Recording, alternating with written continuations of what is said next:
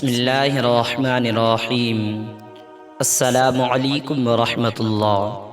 ناظرین، آج کی اس ویڈیو میں ہم آپ کو رمضان شریف کے روزوں کے متعلق کچھ اہم مسائل بتائیں گے کہ جن کا جاننا ہمارے لیے بے حد ضروری ہے، ورنہ جو شریعت کی نگاہ میں روزہ توڑنے والا کام ہو، کسی شخص نے اگر جان بوجھ کر یا انجانے میں وہ کام کیا تو اس کا روزہ ٹوٹ جائے گا۔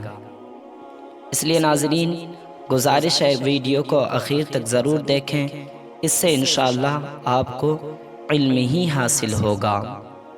اور آپ سے گزارش ہے کہ اگر آپ چینل میں نئے ہیں تو چینل کو سبسکرائب کریں تاکہ آپ کو ایسی معلوماتی ویڈیو ملتی رہے۔ ناظرین، روزے توڑنے کے متعلق ایک حدیث سماعت کرتے ہیں کہ اللہ کا رسول صلی اللہ تعالیٰ علیہ وسلم ارشاد فرماتے ہیں کہ میں سو رہا تھا، دو شخص حاضر ہوئے اور میرے بازو پکڑ کر ایک پہاڑ کے پاس لے گئے اور مجھ سے کہا کہ چڑھیے۔ تو اللہ کے حبیب ارشاد فرماتے ہیں کہ میں نے کہا کہ مجھ میں اس کی طاقت نہیں۔ انہوں نے کہا کہ ہم آسان کر دیں گے۔ اللہ کے حبیب ارشاد فرماتے ہیں کہ میں چڑھ گیا۔ جب بیچ پہاڑ پر پہنچا تو سخت آوازیں سنائی دیں۔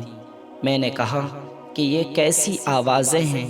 انہوں نے کہا کہ یہ جہنمیوں کی آوازیں ہیں۔ پھر مجھے آگے لے گئے۔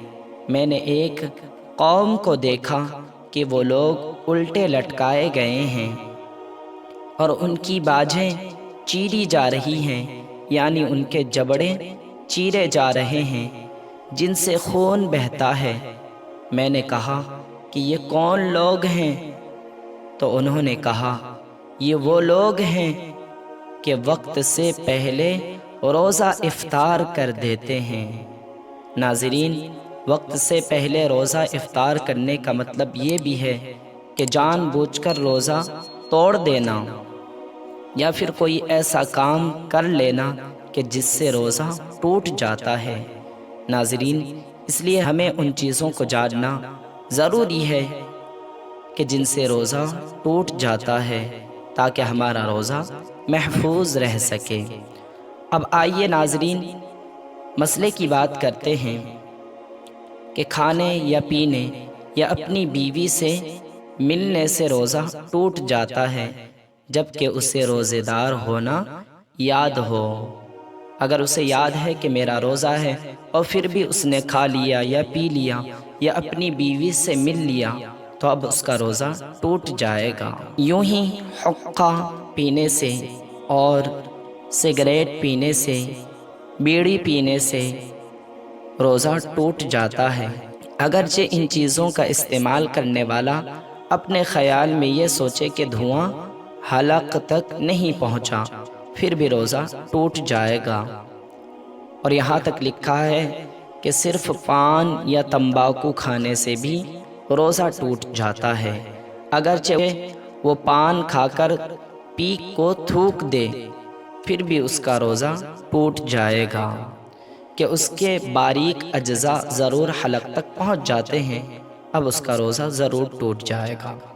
ناظرین، یوں ہی شکر وغیرہ ایسی چیزیں جو منہ میں رکھنے سے گھل جاتی ہیں، منہ میں رکھی کسی نے اور تھوک نکل لیا تو روزہ ٹوٹ جائے گا۔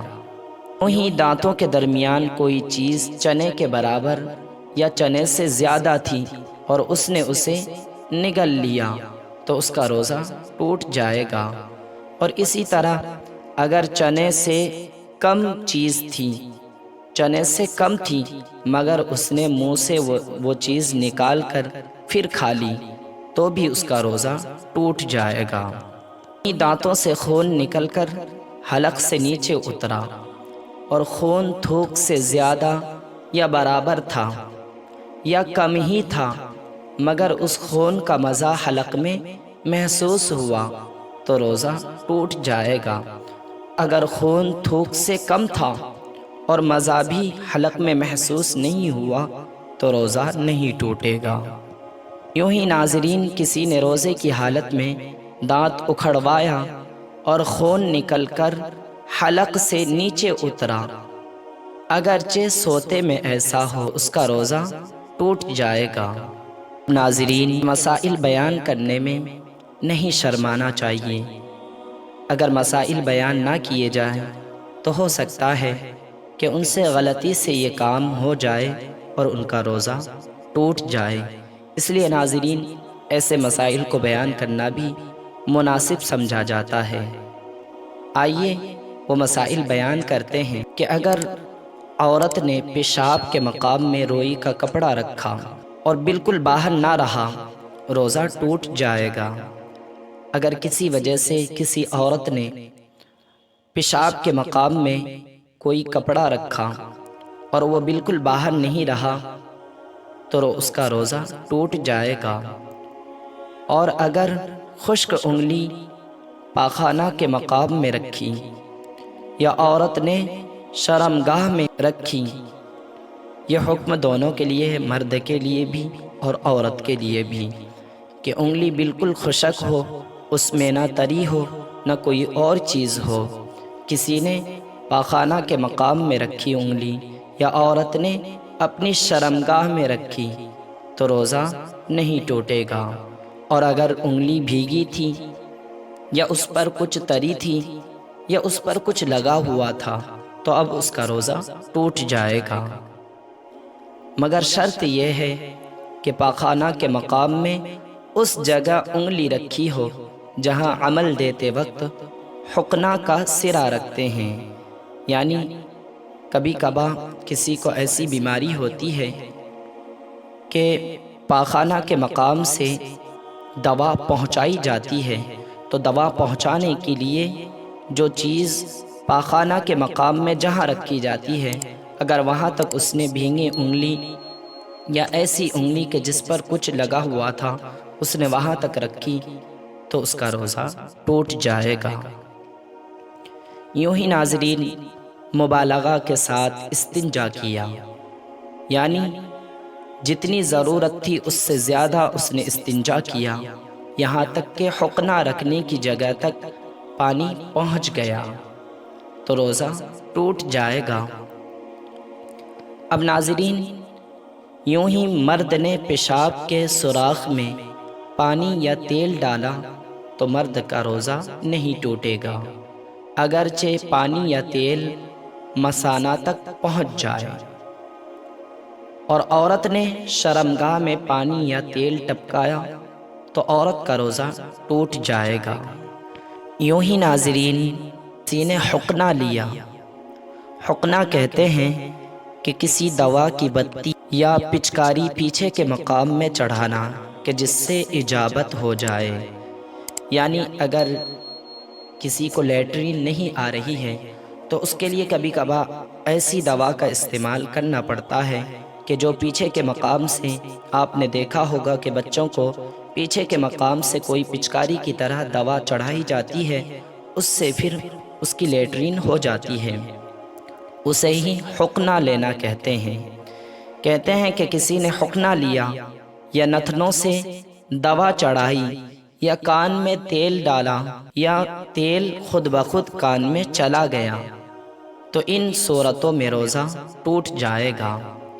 اور کان میں پانی چلا گیا یا اس نے ڈالا تو روزہ نہیں ٹوٹے گا۔ کان میں تیل ڈالنے سے روزہ ٹوٹ جائے گا اور پانی چلا جانے سے روزہ نہیں ٹوٹے گا۔ یوں ہی ناظرین، کوئی کلی کر رہا تھا اور بلا قصد، یعنی اس کا کوئی ارادہ نہیں تھا پانی کو حلق سے نیچے اتارنے کا، لیکن پانی خود بخود نیچے اتر گیا، یا وہ ناک میں پانی چڑھا رہا تھا اور پانی دماغ کو چڑھ گیا، تو ان دونوں حالتوں میں اس کا روزہ ٹوٹ جائے گا، مگر جب کہ روزے دار ہونا بھول گیا ہو، یعنی اسے یاد ہی نہیں رہا کہ میرا روزہ ہے اور وہ کلی کر رہا تھا اور پانی حلق سے نیچے اتر گیا، یوں ہی وہ ناک میں پانی چڑھا رہا تھا اور پانی دماغ کو پہنچ گیا، تو اب اس کا روزہ نہیں ٹوٹے گا، کیونکہ اسے یاد ہی نہیں تھا، اور یاد ہونے کی حالت میں اگر ایسا ہو جائے تو روزہ ٹوٹ جائے گا۔ یوں ہی کسی نے روزے دار کی طرف کوئی چیز پھینکی اور وہ چیز اس کے حلق میں چلی گئی تو روزہ ٹوٹ جائے گا۔ یوں ہی ناظرین، سوتے میں پانی پی لیا یا کچھ کھا لیا، یا اس کا منہ کھلا ہوا تھا، سو رہا تھا، اس کا منہ کھلا ہوا تھا اور پانی کا قطرہ گرا یا اولا حلق میں پہنچ گیا تو ان صورتوں میں اس کا روزہ ٹوٹ جائے گا۔ آپ سے گزارش ہے کہ یہ علم کی بات اپنے تک محدود نہ رکھیں، بلکہ اپنے عزیز و اقارب اور دوستوں تک ضرور شیئر کریں تاکہ وہ بھی اپنے روزے کو محفوظ رکھ سکیں۔ اور گزارش ہے آپ سے کہ رمضان میں اپنی دعاؤں میں اس ناچیز کو بھی یاد رکھیں اور نمازوں کی پابندی کرتے رہیں اور اپنی آخرت کو بہتر بنائیں۔